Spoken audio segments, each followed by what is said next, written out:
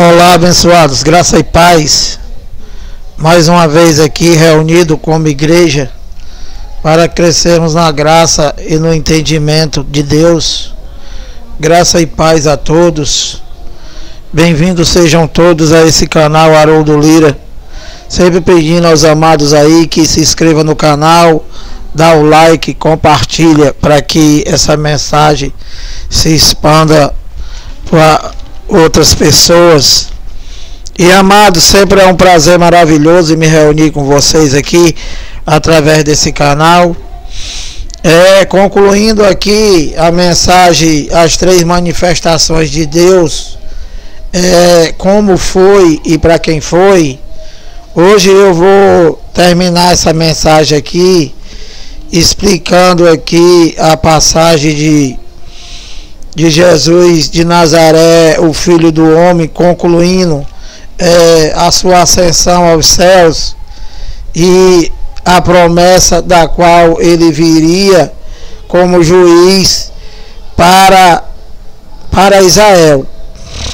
E concluindo essa mensagem, eu vou falar aqui um pouco do Cristo ressuscitado, ou seja, o Deus espiritual para sempre, onde as suas manifestações se concluiu somente para Israel, e que o ressuscitado é espírito para sempre, fazendo morada em todos os eleitos, do qual somos nós. Então, olha, eu vou abrir aqui para vocês terem um entendimento melhor, e vou falar ainda de Jesus de Nazaré, mais conhecido como Filho do Homem, tá? Para vocês poderem ter o entendimento do término da manifestação de Deus para Israel. Olha, eu vou abrir aqui em Atos, no capítulo 1, e vou ler aqui para vocês o versículo 4 e o 5, e vou tentar te explicar. Olha, aqui ainda está falando do Filho do Homem, né? A manifestação para Israel, e ele diz assim, ó, aqui Atos dos Apóstolos não é evangelho, tá?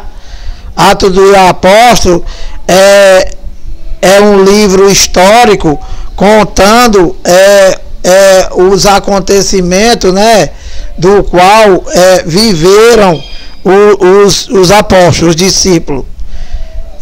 Atos 1:4. E comendo com ele, determinou-lhes que não se ausentassem de Jerusalém, mas que esperassem a promessa do Pai, a qual disse ele: de mim ouviste. Então aqui Jesus de Nazaré, o Filho do Homem, já ressuscitado, ainda comendo com eles, porque ele voltou como carne, porque senão eles lá não iam crer que era ele, o Filho do Homem.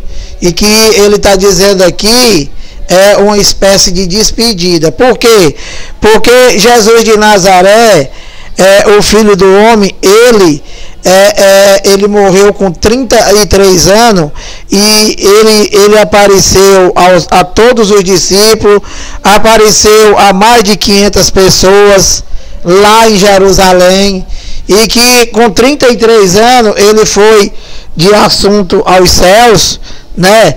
Ele foi para o céu, e que voltou no ano 70, como foi prometido em Mateus 24:34, que tudo não passaria daquela geração. Não é a geração para o futuro, como o cão guloso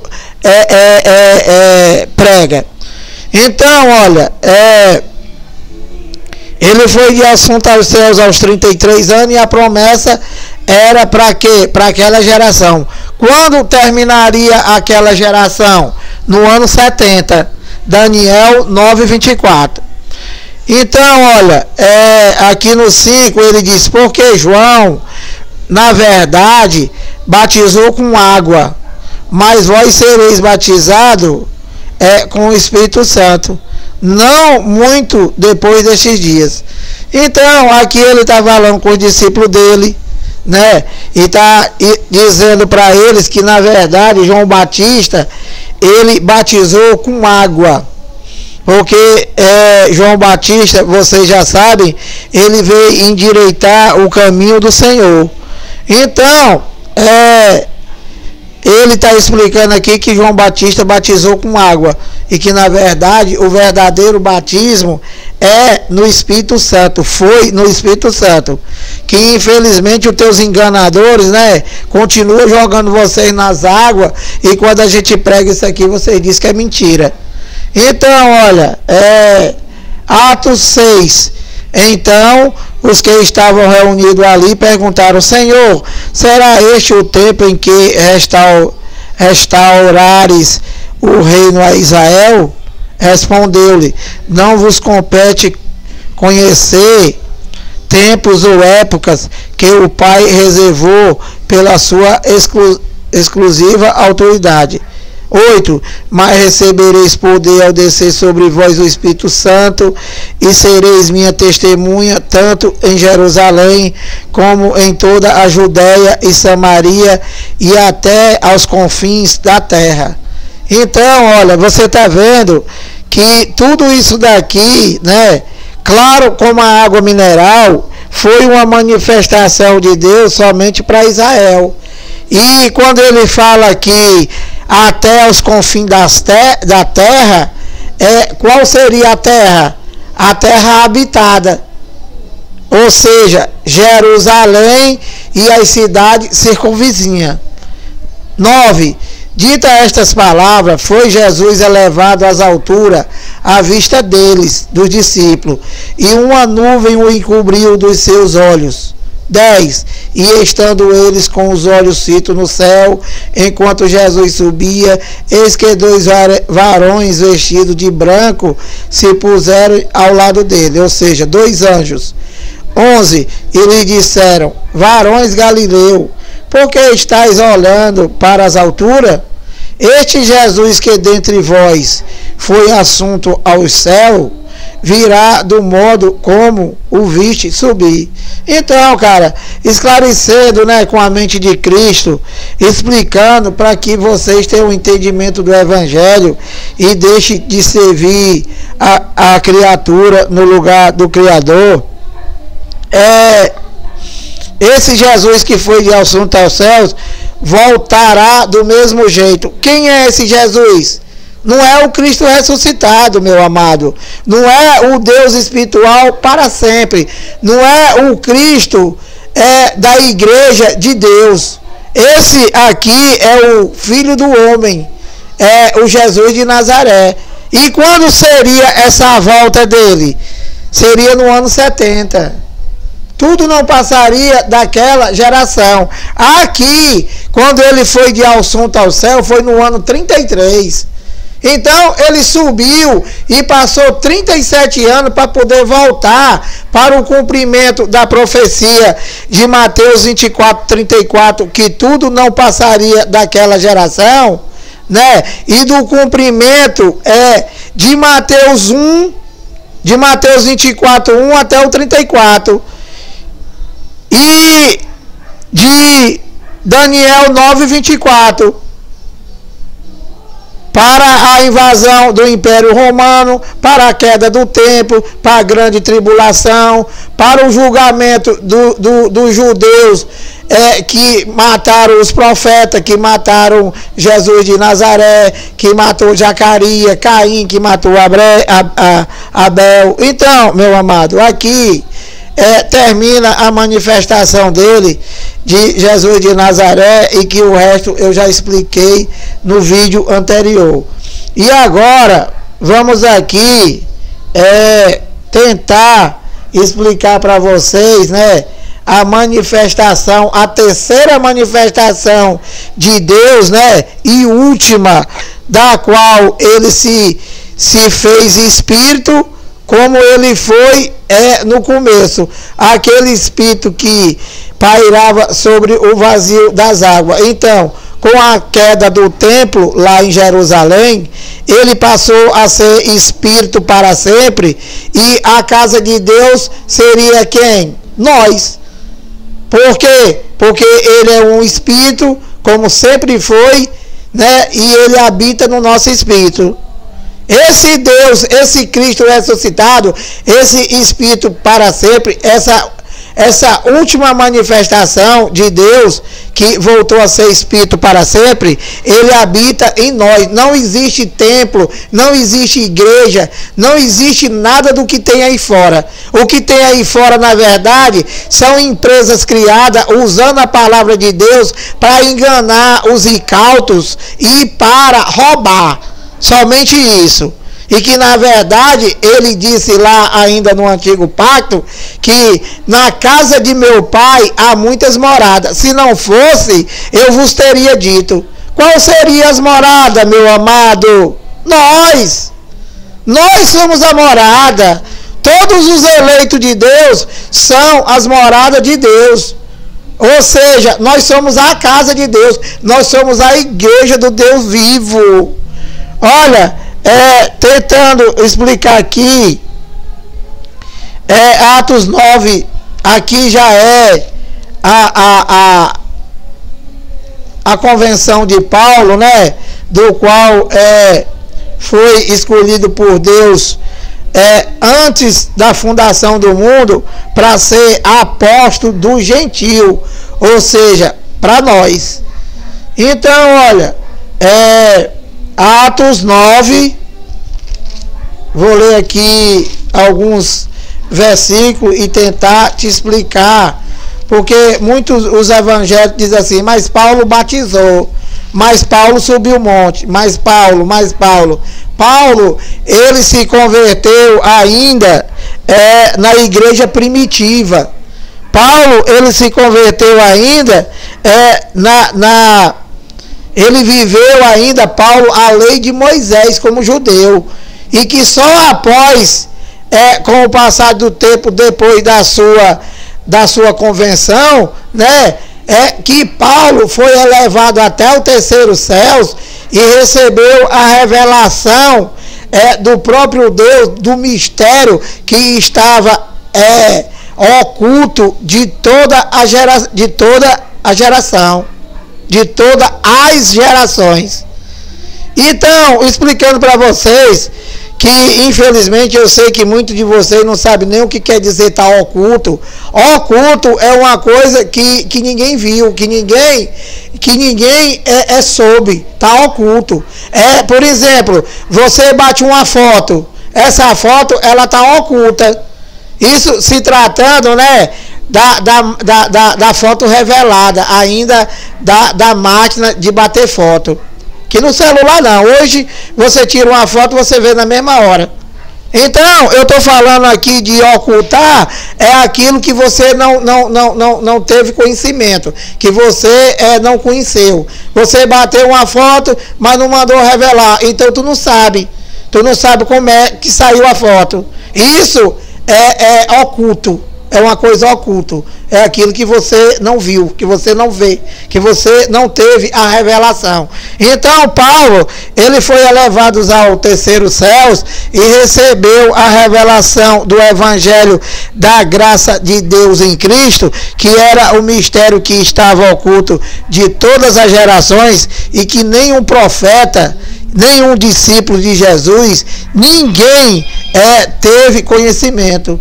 E que nós, hoje, estamos tendo esse conhecimento que vocês dizem que é heresia. Ou seja, viver só por fé na graça de Deus em Cristo. Ou seja, a sua graça nos basta. E Lira, o que é a graça? É a doutrina, meu amado. A graça é a doutrina do Cristo ressuscitado, do Deus vivo, do Deus Espírito para sempre, que Paulo foi revelado e que está escrito nas 14 cartas de Paulo, que é de Romanos a Hebreus. E o justo viverá só por fé. Não tem obra, não tem nada, não tem pastor, não tem igreja, não tem nada. Só Cristo. Que ele cresça e que nós desapareça. e que os pastores vão trabalhar. Entende? Que tudo que está aí fora é religião roubando, de uma maneira geral, mais nada. É Atos 9:3. Seguindo ele estrada fora, falando de Paulo, tá? Seguindo ele estrada fora, ao aproximar-se de Damasco, subitamente uma luz do céu brilhou ao seu redor. Lira, qual seria essa luz? Deus, meu amado. Deus.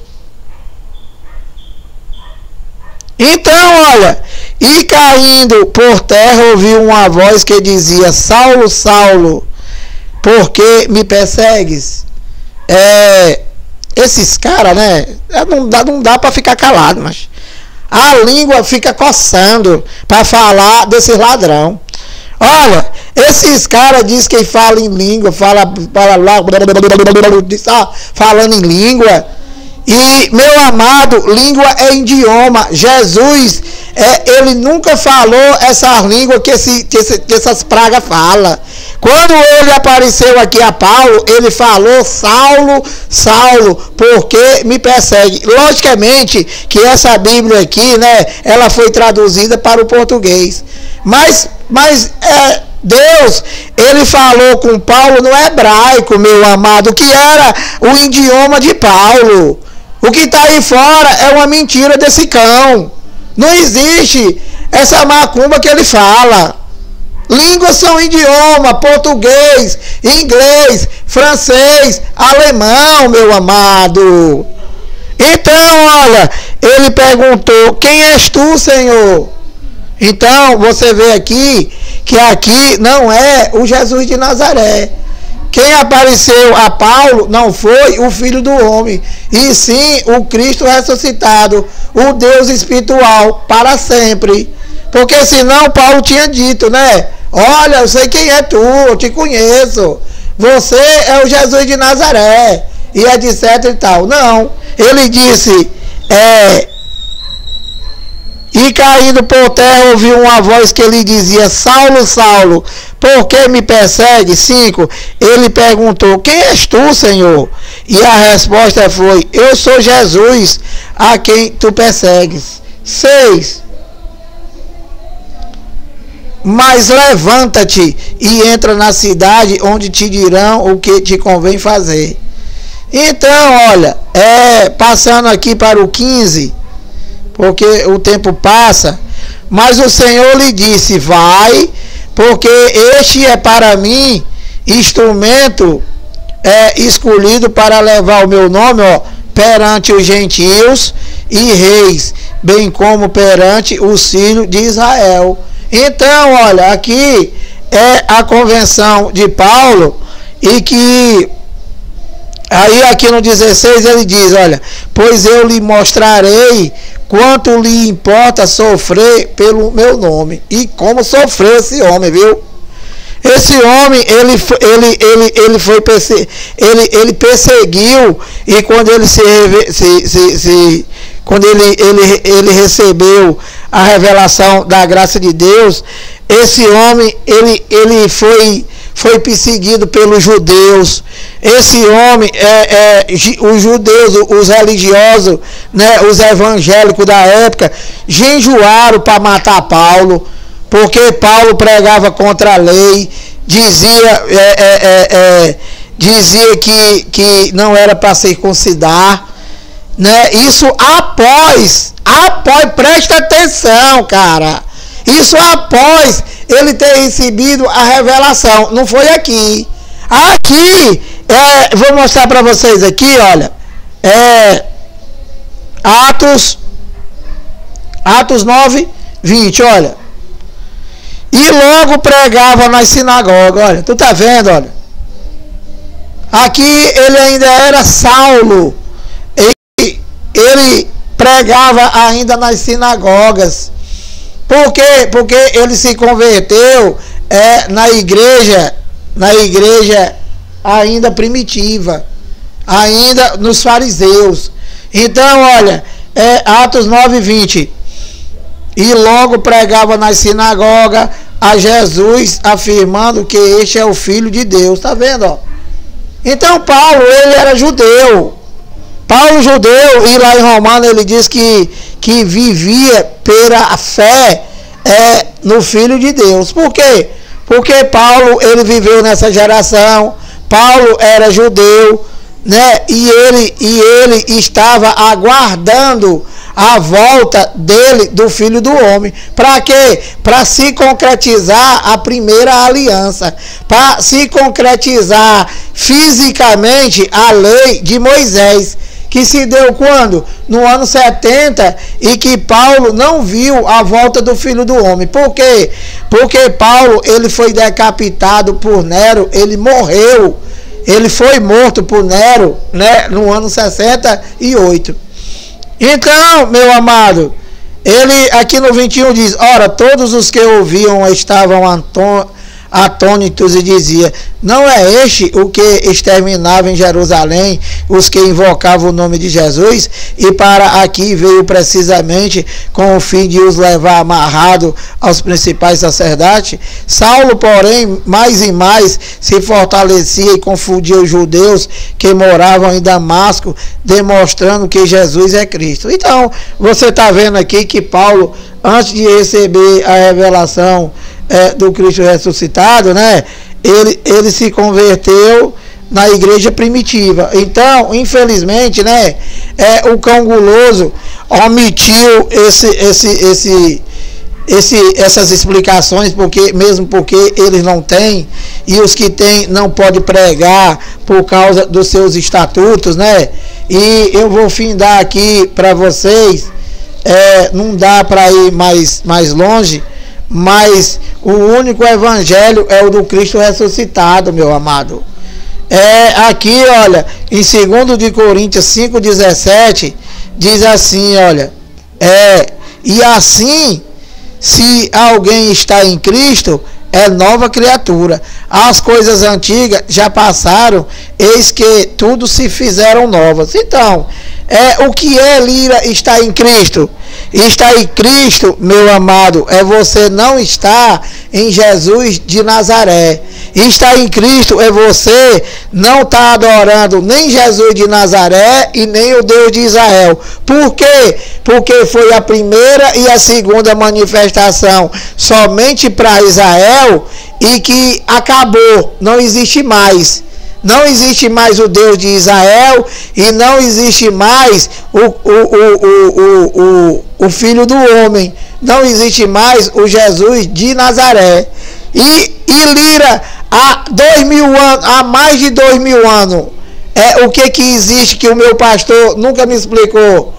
O Cristo ressuscitado, meu amado.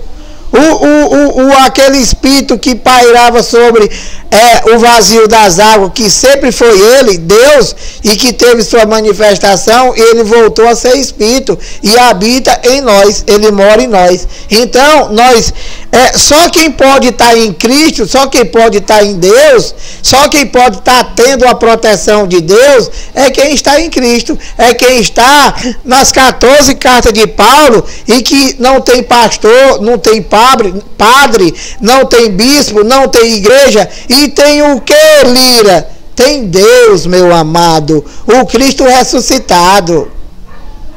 E as 14 cartas de Paulo somente, viver pela fé. Então, olha, aqui terminando, né, porque eu poderia explicar muito mais, mas o tempo já passou. Romanos 5:10, olha.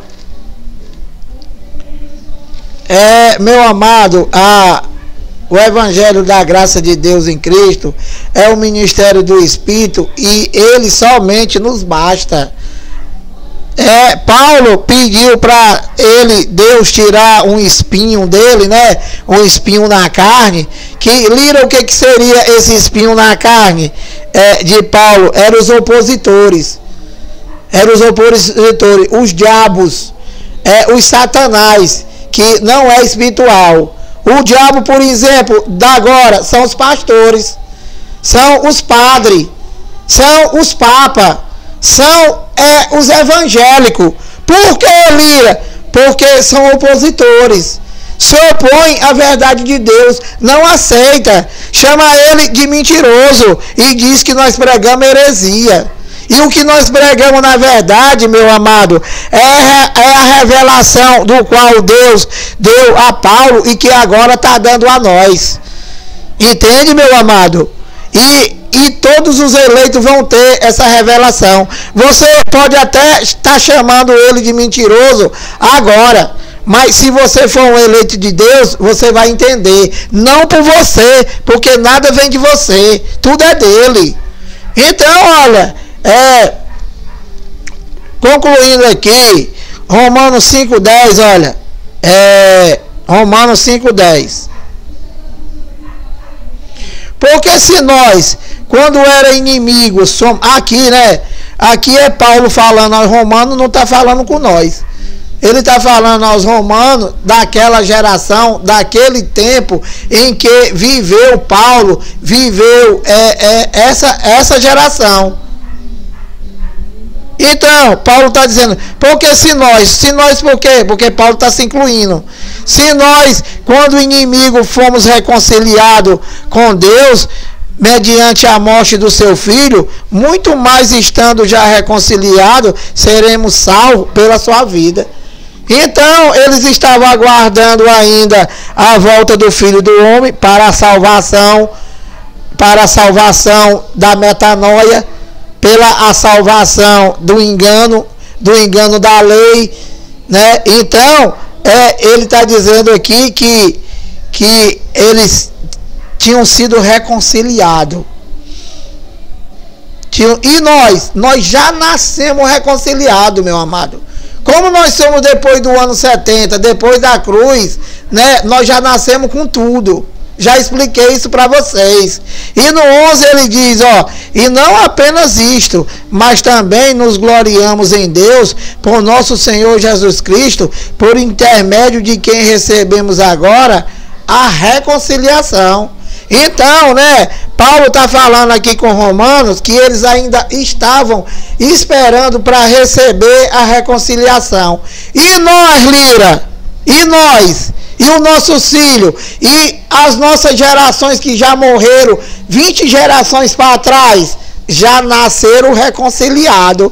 Por quê? Porque quando nós nascemos, já tinha passado a cruz e já tinha passado a volta do Filho do Homem e tudo já estava consumado. Então, nós já recebemos tudo pronto, né, para viver só pela fé, viver só por crer nas 14 cartas de Paulo, no que está escrito. Então, meu amado, isso é maravilhoso. Isso é o ministério do Espírito, onde você não tem que discernir nada literal, você tem que discernir tudo espiritual. Então, dito essas coisas, espero que vocês tenham entendido alguma coisa, porque o intuito aqui é te abrir a mente, é levar o conhecimento de Deus, do ministério do Espírito, do qual ele nos revelou. Graça e paz.